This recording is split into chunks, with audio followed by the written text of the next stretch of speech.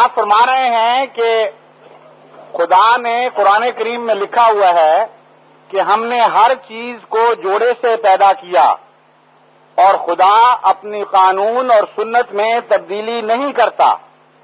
اس لیے حضرت عیسیٰ علیہ الصلوۃ والسلام کے معاملے میں اگر اس نے تبدیلی کی تو نعوذ باللہ جھوٹا نکلا، اور اگر تبدیلی نہیں کی تو تم لوگ بن باپ کے کیوں، بن ماں کے کیوں مانتے ہو، بن باپ کے کیوں مانتے ہو؟ یہی سوال ہے نا.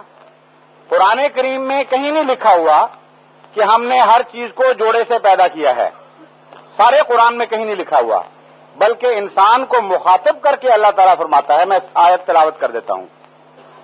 یا ایھا الناس اتقوا ربکم الذی خلقکم من نفس واحدۃ وخلق منها زوجها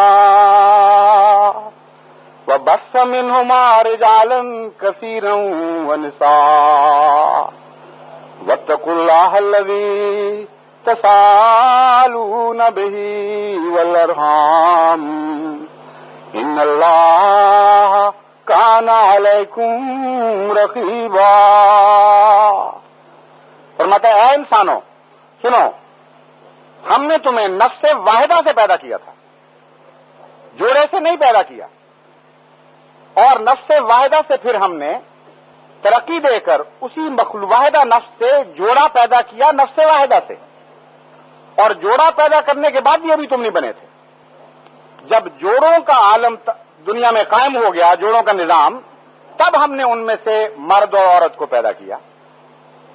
تو آدم کو فرماتا ہے وہ جوڑا بننے کے بعد پیدا ہوا ہے، لیکن آغاز آدمیت نفس واحدہ سے ہوا ہے.